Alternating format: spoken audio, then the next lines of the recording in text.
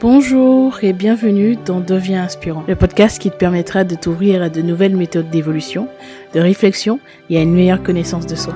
On abordera des sujets autour du développement personnel, de la psychologie et de la spiritualité. Je suis Gélissa Cerveau, je serai ton cobaye. J'apprends, j'expérimente ce que font des personnes inspirantes qui réussissent et je te transmets ce qui fonctionne le mieux dans le but de t'aider à devenir la personne que tu veux être et à inspirer ton monde.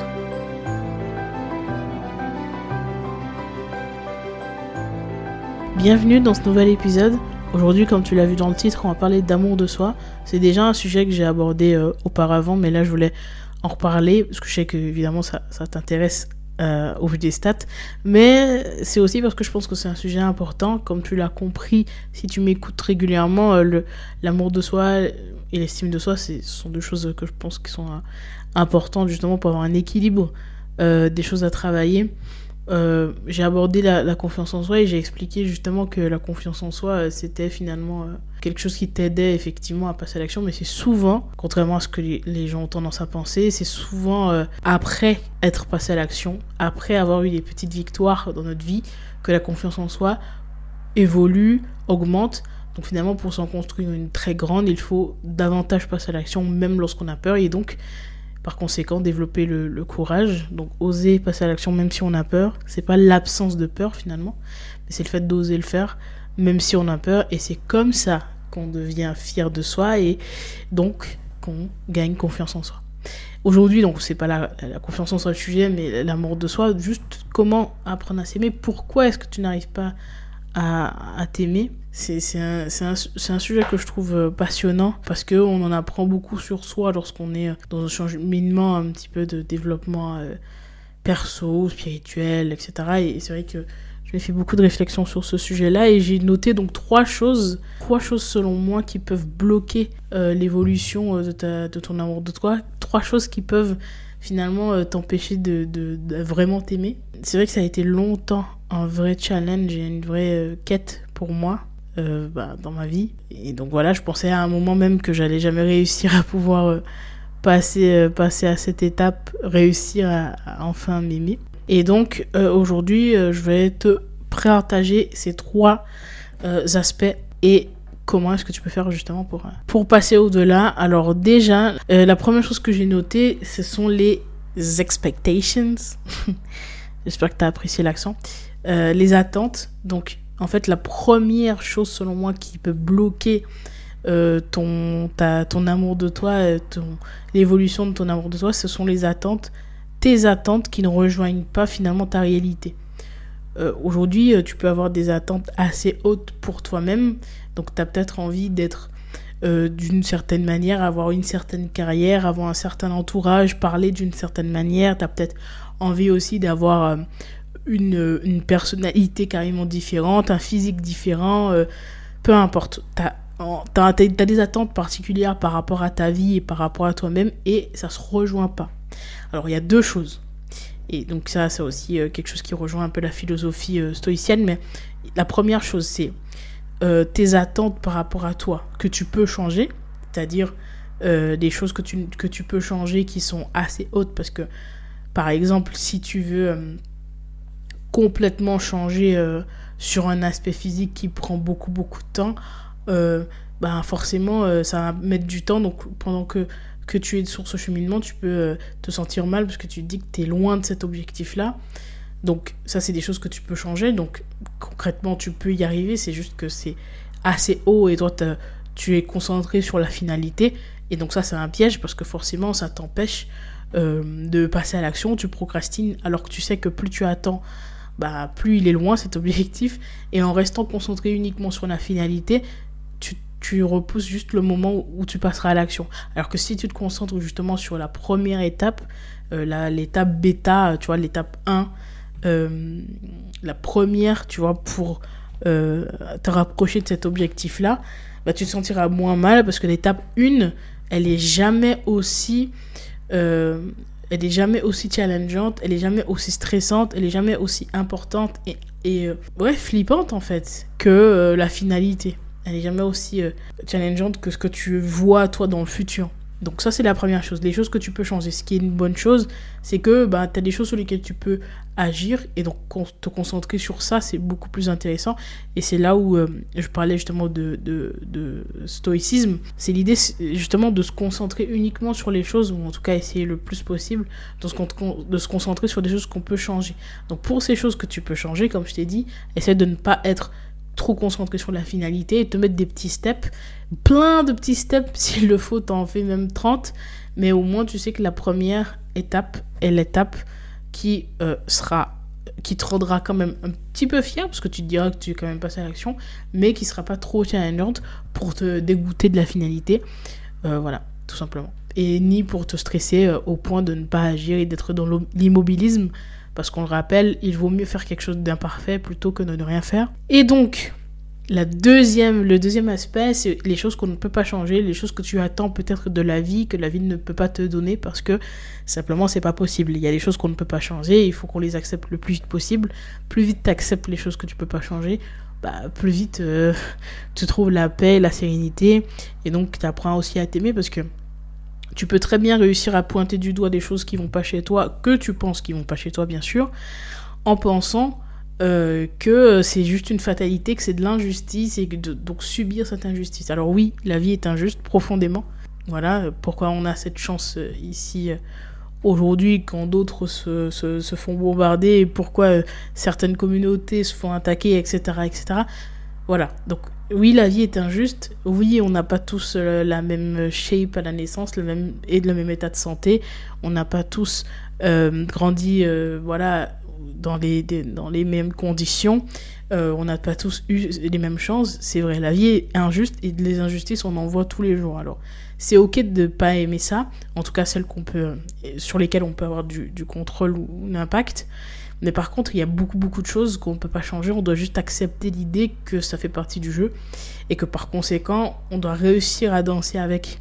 C'est-à-dire, par exemple, je sais pas, tu pourrais être dérangé par le fait que t'as envie d'évoluer dans un environnement d'hommes, et t'es une femme, et c'est peut-être un métier très masculin, voilà, que les hommes apprécient et convoitent, et peut-être toutes les personnes que tu rencontres sont des hommes, et tu trouves ça un peu injuste de devoir subir certaines choses, ou alors de ne pas être aussi performante peut-être physiquement, etc. Enfin, il y a tout un tas de choses. Alors c'est vrai que c'est injuste, mais la réalité c'est que tu pourras beau lutter contre ça, à la fin de la journée on n'est pas égaux sur tous les aspects. En tout cas physiquement, c'est sûr. Donc forcément, tu auras peut-être quelques difficultés si aujourd'hui tu es dans un environnement où tu vois des personnes dans ton université, dans ton école, qui ont des moyens financiers, et que toi, tu en as peut-être beaucoup moins. Tu vas peut-être penser que c'est une injustice, et c'est vrai. Mais la réalité, c'est que la seule chose que tu peux faire, c'est de donner à fond dans ce que tu fais, et essayer de te concentrer sur les choses sur lesquelles tu as du contrôle. Tu as du contrôle sur ce que tu fais maintenant, aujourd'hui. Tu n'as pas de contrôle sur ce que la société attend, sur comment la société agit, sur le gouvernement, et sur tout un tas d'autres choses. Alors ça ne veut pas dire que les choses sont ok et que ça ne doit pas évoluer, mais ça veut simplement dire que si tu n'as pas de contrôle sur cette chose-là maintenant, tu devrais te concentrer sur une action sur laquelle tu auras du contrôle maintenant. Donc être dans le présent, c'est aussi bénéfique pour réussir à trouver un équilibre, être épanoui. Tu sais aujourd'hui que les attentes amènent souvent à des déceptions, d'accord ? Tout commence par une attente finalement. Si tu attends quelque chose, que ce soit le résultat, une réponse, un objet, peu importe, ton cerveau il prépare déjà le terrain pour anticiper cette attente, et justement c'est ton amygdale en fait qui entre en scène finalement dans ce moment-là, et lorsque cette attente elle n'est pas satisfaite, ton amygdale, qui est cette petite région en fait en forme d'amande au cœur de ton cerveau, s'active, et c'est un peu comme un gardien émotionnel, on va dire, qui détecte en fait la déviation par rapport à ton attente. C'est-à-dire que l'amygdale en fait elle réagit en générant une réponse émotionnelle qui peut inclure donc de la frustration, comme tu as sans doute déjà vécu, de la colère ou de la déception. Et donc cette réponse émotionnelle, elle est tout d'abord ressentie, et puis ensuite c'est à toi de décider comment est-ce que tu vas agir par rapport à ça. Tu le reçois, ok, je le reçois de cette manière-là, mais maintenant qu'est-ce que je fais de ça? Et donc l'amygdale, en fait, elle déclenche la libération de neurotransmetteurs comme la noradrénaline qui amplifie l'émotion de frustration. Donc ça peut se traduire par une montée d'adrénaline et une accélération du rythme cardiaque et une augmentation de la vigilance. Donc c'est la raison pour laquelle il ne faut pas trop, je dirais, c'est vrai que c'est un peu compliqué, mais il ne faut pas trop avoir d'attentes, surtout sur des choses sur lesquelles on n'a pas de contrôle.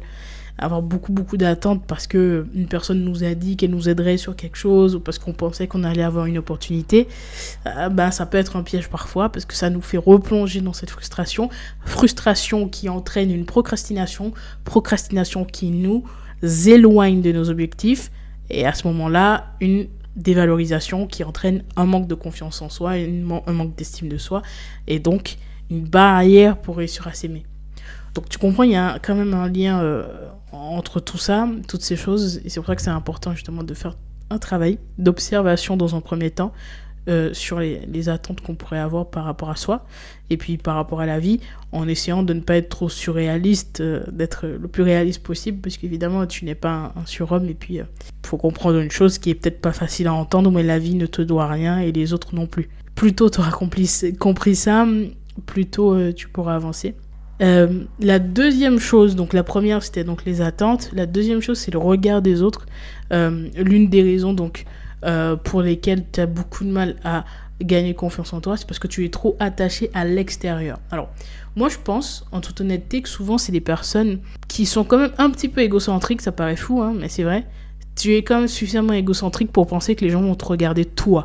Pourquoi toi en particulier, on te pointerait du doigt? Pourquoi est-ce que les gens arrêteraient leur vie, mettraient une pause à leur vie pour te regarder toi? Alors que ces gens ont des problèmes, des passions, des envies, des émotions, des pensées toute la journée, des tonnes et des tonnes de pensées, des proches à qui penser, des enfants à qui penser, des soucis de tout ordre. Ces personnes sont aussi touchées par des choses qu'elles ne contrôlent pas, tout comme toi. Donc le gouvernement et tout un tas d'autres choses. Donc je pense que c'est tellement égocentrique en fait de penser que dès que tu feras quelque chose, dès que tu prendras la parole, les gens vont te pointer du doigt, les gens vont s'arrêter pour toi. Mais la question que tu pourrais te poser, mais qui es-tu en fait? À quel point est-ce que tu penses être important? Et donc je pense que quand on se pose cette question, ça nous permet quand même de pouvoir un petit peu relativiser, comprendre qu'en fait, il y a tellement d'autres choses dans ce monde. Et puis voilà, s'il y a une personne qui se moque de toi, est-ce que finalement tu meurs? Bon, pas vraiment. Je sais que c'est une chose que tu as sans doute déjà entendue et c'est pas forcément la plus grande aide, mais c'est la réalité. On ne peut pas évidemment contrôler ce que les gens pensent, mais surtout c'est tellement minime par rapport à tout ce que tu as à faire. Et puis il faut se rappeler que lorsqu'une personne va te pointer du doigt ou se moquer de toi pour quelque chose, elle t'aura oublié 10 minutes plus tard en fait. Elle va passer à autre chose, ça sera le prochain truc. Il suffit que tu regardes les bad buzz qu'il y a sur internet. Il y en a plein qui font du bruit pendant une semaine puis ensuite on oublie. On passe à autre chose, tout le monde oublie. Il y a des personnes qui se sont relevées de bad buzz vraiment profondément compliquées, des histoires vraiment difficiles. Ces personnes se sont relevées de ça. Alors est-ce que tu penses que le tien sera aussi important que si tu fais quelque chose à petite échelle, ça aura autant d'impact? Donc si des choses autant impactantes, aussi exposées, arrivent à sortir de l'attention et en tout cas à ne plus susciter d'intérêt aux yeux des personnes, alors qu'est-ce que tu penses que ce que tu feras ou ce que tu diras pourra avoir comme impact sur la vie des personnes qui t'entourent? Finalement c'est la même chose, ces personnes-là aussi vont passer à autre chose.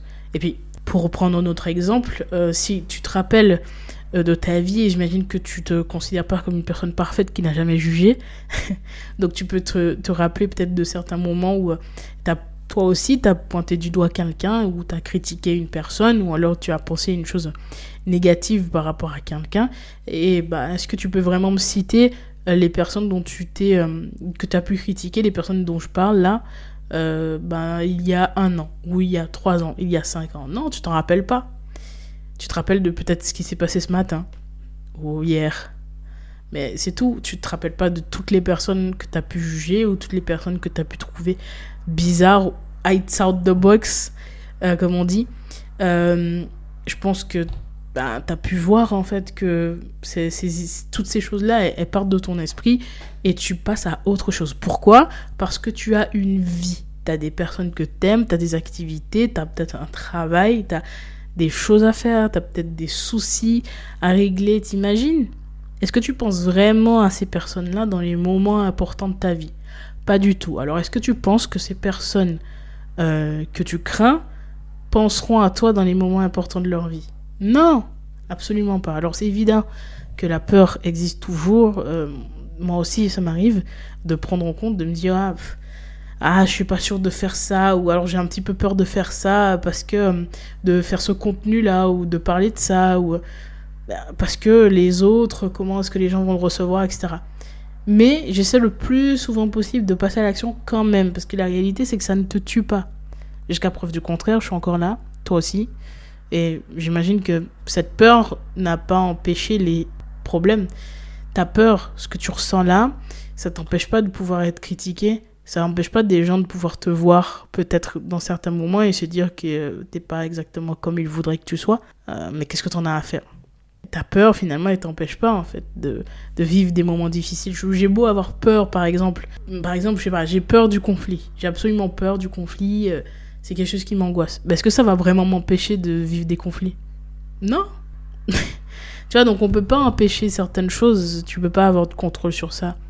Donc, dans tous les cas, autant passer à l'action et faire des choses que tu kiffes pour ne pas avoir de regrets, parce que la réalité, c'est que le vrai problème derrière cette peur du regard des autres, en fait, c'est justement cette triste réalité qui est que tu finiras par ne plus, par avoir beaucoup de regrets.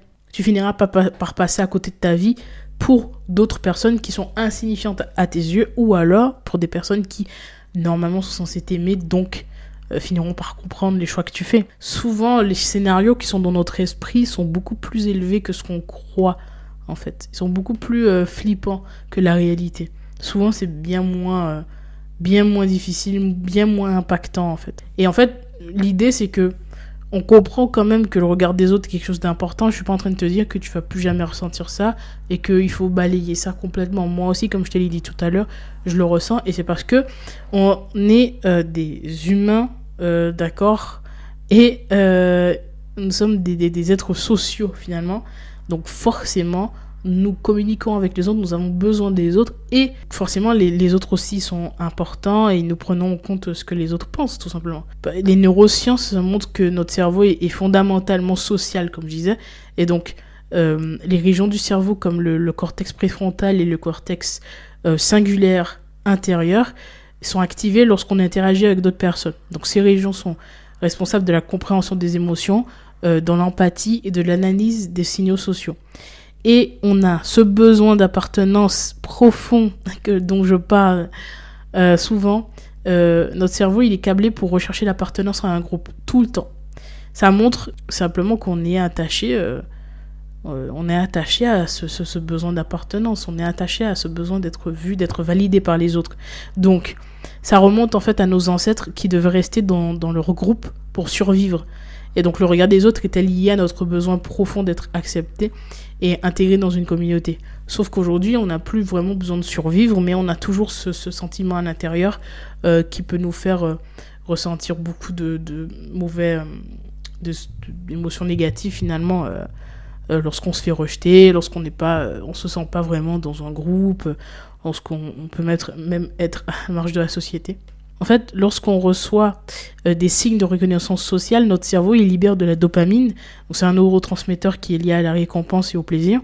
Et donc, ça signifie que lorsque les autres nous apprécient, nous valident, notre cerveau il réagit en faisant ressentir une sensation agréable. Donc, forcément, si tu ressens du plaisir lorsque les autres t'apprécient, t'imagines bien, t'as pas envie de ressentir l'inverse, t'as pas envie qu'on te rejette. Ton corps, ton cerveau, tout ton être est attaché à ces petits plaisirs que tu peux ressentir, cette petite dopamine qui est beaucoup qui est beaucoup apprécié, on le voit surtout maintenant depuis que les réseaux sociaux existent. Avec les réseaux sociaux, on a cette gratification perpétuelle et on recherche tout le temps cette dopamine, et elle passe aussi par les liens sociaux. Donc forcément, le regard des autres va t'impacter. Et puis, en dernier lieu, tu as aussi l'effet de conformité. Donc les neurosciences expliquent justement que le regard des autres peut influencer notre comportement. Donc notre cerveau, il est sensible à la pression sociale et il peut nous pousser à adopter des comportements conformes aux normes d'un groupe, même si ça va à l'encontre de nos propres valeurs. Donc ça, quand on apprend ça, on comprend finalement que pourquoi certaines personnes ont certains comportements, notamment sur les réseaux sociaux, comme j'en parlais tout à l'heure. Sur les réseaux sociaux, où parfois certaines personnes ont des comportements qu'on ne comprend pas, et cette envie de suivre les tendances, il est surtout lié à ce besoin d'appartenance. Et donc, si j'ai envie d'être aimé profondément, alors forcément, je vais essayer de faire en sorte de suivre les tendances pour être accepté, pour être validé. Donc, tous les signaux que mon cerveau va percevoir comme étant validés par la société, je vais me les réapproprier pour pouvoir justement faire partie de ces groupes, pour pouvoir appartenir à ces groupes et avoir ce besoin qui est comblé, et cette dopamine comme ça qui est sans cesse libérée dans mon cerveau. Donc voilà, simplement on comprend que c'est quand même quelque chose d'important. Donc c'est pour ça que je dis qu'il ne faut pas complètement balayer l'idée du regard des autres, il ne faut pas complètement balayer cette envie d'être accepté, parce que c'est pas quelque chose qu'on peut vraiment éliminer. Par contre, il ne faut pas être tributaire du regard des autres au point où on s'empêche de vivre notre réalité, parce que finalement tu n'es pas exceptionnel, donc forcément il y a des personnes qui correspondent à toi, donc tu peux trouver ta tribu, tu peux trouver ta propre tribu, te la créer, et donc t'entourer de personnes qui correspondent vraiment à ta vision, à ta façon d'être. Tu peux les rencontrer, ces personnes-là, avec un petit peu d'effort, parce qu'ils existent, parce que, encore une fois, tu n'es pas exceptionnel. Créer ta propre tribu, ça te permettra de pouvoir avoir ce besoin d'appartenance qui est comblé, parce que tu auras ton cercle, et puis ce petit besoin de dopamine. Alors bien sûr, oser être soi dans ces moments-là, ça ne veut pas dire que tu dois tout le temps montrer toutes les parts de toi qui existent à l'intérieur dans des lieux qui n'ont pas lieu d'être. Évidemment, tu vas t'adapter. Là, je te demande pas d'être complètement outside the box à chaque instant, d'être complètement différent ou de lutter pour être différent, ça n'a aucun sens. Évidemment, on a tous besoin d'avoir des liens sociaux qui fonctionnent, ne serait-ce que pour le travail. Et donc, la troisième chose qui peut t'empêcher justement d'apprendre à vraiment t'aimer, c'est là où c'est quelque chose qui est un peu plus complexe, je pense, à accepter, à comprendre. J'en ai déjà parlé plusieurs fois. Beaucoup de personnes ont eu du mal à comprendre ça et à me dire que ça n'avait rien à voir. Mais moi, je pense que tout, c'est complètement lié. Donc, la troisième chose, c'est que tu ne te respectes pas. En fait, tu procrastines et tu fais des mauvais choix dans ta vie, pour ta vie, simplement parce que tu ne te respectes pas assez, parce que tu ne te valorises pas assez en tant qu'individu. Je vais te donner un exemple simple. Je crois que j'avais déjà donné cet exemple-là sur les réseaux sociaux. Quand ton patron il te dit de faire quelque chose, ou une personne qui a de l'autorité, tu vas le faire, d'accord ? Ton patron, il va te dire de faire quelque chose, tu vas le faire. Tu dois rester au travail peut-être plus longtemps, tu vas le faire. Venir plus tôt, tu vas le faire. Faire une tâche pénible, tu vas le faire. Parce que tu respectes ton patron et parce que tu penses que c'est ce qui est juste. Mais lorsque tu te dis de faire quelque chose, que tu dois faire quelque chose pour un objectif personnel, là tu ne le fais pas. Et si tu ne le fais pas, c'est parce que tu ne te respectes pas autant que tu peux respecter par exemple ton patron ou une autre figure d'autorité dans ta vie. Mais en fait, quand tu apprends à te respecter et à valoriser la personne que tu es, en fait, tu es plus à l'écoute des choses que tu es censé faire. Et alors, une chose intéressante, c'est que si tu passes à l'action et que tu fais vraiment ce qui est sur ta to-do list et que tu fais vraiment les choses qui sont dans ta liste d'habitude, là, ta confiance en toi, elle augmente et ton estime de toi augmente. Tu apprends vraiment à t'aimer à ce moment-là. Pourquoi ? Parce que ton cerveau enregistre que tu fais ce qui doit être fait pour toi. Donc tu t'aimes, tu te valorises et tu considères que c'est important. Si ce que tu dois faire pour ta liste est important, ça veut dire que tes objectifs sont importants. Et si tes objectifs sont importants, ça veut dire que tu es important. Et donc si ton cerveau enregistre que tu es important, tu apprends à t'aimer. Tu t'aimes de plus en plus. Et donc tu ne peux pas laisser place à des choses qui sont mauvaises pour toi. Comme par exemple le fait de consommer des substances illicites, le fait de boire trop d'alcool, le fait de rester dans des relations où on te traite pas forcément bien ou même très très mal, le fait d'être entouré d'amis qui sont très très négatives et qui peut-être te rabaissent, qui sont peut-être très difficiles, ça paraît fou, mais il y a des personnes qui restent entourées de ce type d'amis parce que, encore une fois, le besoin d'appartenance. Il faut savoir que pour ce besoin d'appartenance, petite parenthèse, il y a aussi quelque chose de finalement très très très intéressant qui est quand même en lien avec le troisième point, si je fais un petit lien entre les deux. Parfois, on va justement faire des choses pour les autres et pas pour nous parce qu'on a encore ce besoin d'appartenance qui revient. Et donc, en fait, parfois, comme je disais, tu vas rester dans des relations toxiques où on te maltraite parce que tu as ce besoin-là. Donc, je te prends un exemple, je pense, qui va te parler. Imaginons un homme qui a grandi dans un quartier difficile avec de la violence, beaucoup de violence, de pauvreté. Et très jeune, il est attiré par un gang. Et ce gang, en fait, lui procure ce sentiment d'appartenance et de protection dans ce contexte qui est quand même assez difficile, comme on l'a vu, violence, pauvreté. Et il rejoint ce gang assez jeune, peut-être à l'adolescence. Et dans ce gang, il est impliqué dans des activités criminelles, dans des trafics de drogue ou je ne sais quoi, et de la violence. Et il fait peut-être des gardes à vue répétés. Il a peut-être déjà fait de la prison à même pas 18 ans. Il a peut-être vécu des choses très très compliquées. Et dans ce gang, on va peut-être lui faire du mal. D'accord ? C'est-à-dire qu'il va peut-être être frappé, il va être challengé parce qu'on lui fait un petit test finalement. D'accord ? Et malgré tout, il va vouloir rester. Et ça, tu le sais, la raison pour laquelle les membres de gang restent, même s'ils vivent des choses horribles, mais c'est simplement parce qu'il y a ce besoin d'appartenance qui est profond et qui est important pour l'être humain. D'accord ? Donc ce jeune qui est rentré dans ce gang, il va vouloir rester parce que y a un attachement social comme ça qui se crée et les mécanismes neurobiologiques peuvent jouer un rôle dans la participation en fait, dans sa participation à ces activités criminelles. Donc même s'il est conscient des conséquences négatives, parce que pour lui, à ce moment-là, les conséquences négatives sont moindres par rapport à son bénéfice qui est le besoin d'appartenance, qui est comblé. Donc toi c'est pareil, quand tu n'oses pas faire des choses pour toi, mais que tu le fais pour les autres, simplement parce que tu penses que tu vas être validé d'une certaine manière, et quand tu restes malgré le fait qu'on ne te traite pas bien, que tu te fais maltraiter, etc., c'est aussi parce que tu as ce besoin d'appartenance. Donc il faut en prendre conscience pour pouvoir sortir de ce schéma-là et comprendre que finalement tu es un petit peu comme ton meilleur ami, ta meilleure amie. Voilà. Comment est-ce que tu traiterais ton ou ta meilleure amie ? Simplement avec respect, avec amour, et tu ferais pas forcément les choix que tu fais.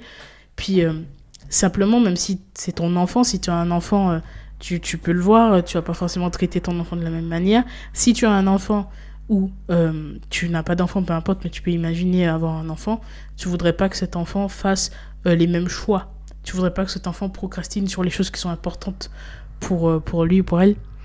Tu voudrais pas que cet enfant mette de côté ses rêves parce que les amis ne valident pas ou la société, etc. Tu voudrais qu'il soit épanoui et que cette personne fasse ce qu'elle aime tout simplement. Donc en fait, si tu le veux pour des personnes qui t'entourent et que tu aimes, tu devrais le vouloir aussi pour toi tout simplement. Donc c'est quelque chose quand même qui est important à relever. Comment est-ce que tu te traites toi au quotidien ? Quels sont les choix que tu fais ? Est-ce que quand tu décides de boire ce verre en plus, de continuer à boire alors que tu es déjà éméché, de continuer à boire alors que tu sais que tu dois peut-être travailler sur ton projet le lendemain, de sortir très tard, de pas forcément dormir parce que tu préfères jouer aux jeux vidéo ou aller en soirée, quand tu fais le choix quand même de retourner vers ton ex avec qui ça s'est passé 10 fois très mal, quand tu fais le choix de commencer à fumer ou de commencer à consommer des substances illicites, quand tu fais le choix, tout un tas de choix finalement qui sont mauvais pour toi, tu le fais parce que par manque d'amour. Et il y a des personnes qui m'ont dit oui mais non, si je fais ça, ça veut pas dire que je m'aime pas. Mais en fait, clairement moi je le dis, c'est vraiment par manque d'amour de soi. Ça veut pas dire que tu te détestes et que tu t'aimes pas parce que tu fumes par exemple, bien sûr. Mais je pense que si tu t'aimes un peu plus, tu vas te rendre compte que c'est pas bon et donc par conséquent faire des meilleurs choix. C'est aussi simple que ça. Il y a forcément des choses que tu fais qui sont pas bons, et moi y compris, on fait tous des choses qui sont pas top. Mais la question, c'est à quel point est-ce que tu fais passer ce plaisir à court terme, cette dopamine, ce besoin perpétuel de dopamine, avant ton bien-être. À quel point est-ce que ça prend de la place dans ta vie? C'est une question importante à se poser, à faire un petit peu une introspection, à faire un petit peu un bilan, de voir un petit peu tout ce que tu fais dans ta vie, les choix que tu fais, les habitudes que tu as, et te demander si finalement, en faisant cette action-là, est-ce que je m'aime, est-ce que je m'honore? Si c'est pas le cas, peut-être qu'il y a une alternative. Ça veut pas dire qu'on doit arrêter de s'amuser ou kiffer ou je ne sais pas quoi. C'est pas du tout le cas. Mais se demander, ok, là je suis sur le point de faire ce choix. Est-ce qu'en faisant ça je m'honore? Est-ce qu'en faisant ça je me rapproche ou je m'éloigne de mon objectif? Si je me rapproche de mon objectif, c'est super. Si je m'en éloigne, c'est pas top. Alors par contre, il y a une nuance évidemment. Si par exemple, tu as un objectif qui est important pour toi, professionnel, et tu dois travailler très dur. L'idée n'est pas de se tuer la santé justement pour cet objectif professionnel. Parce que la santé, c'est aussi important. C'est à toi de voir aussi où est-ce que tu situes les choses entre ta vie professionnelle et ta santé. La réalité, c'est que sans la santé, tu ne peux rien faire. Donc, je pense que nous, on est tous d'accord pour dire que ça passe avant. Donc, si tu ne peux plus bouger, ça n'a plus aucun sens. Donc, voilà, c'est aussi une nuance à avoir, faire le choix entre tes valeurs hautes, les choses qui sont vraiment importantes pour toi, et les choses qui ont vraiment du sens. L'idée, c'est pas de se tuer pour les objectifs, de travailler 15 heures par jour ou autre, non. L'idée, c'est vraiment de pouvoir faire des choses qui ont du sens tout en se préservant. Petit à petit, hein, ça se fait vraiment step by step. Et encore une fois, comme je l'ai dit, l'idée, c'est pas de faire les choses de manière extrême tout de suite et avoir pour envie de passer à ces étapes-là et pouvoir cocher toutes tes cases en 2 semaines. C'est un long chemin, c'est un long cheminement et ça prend du temps.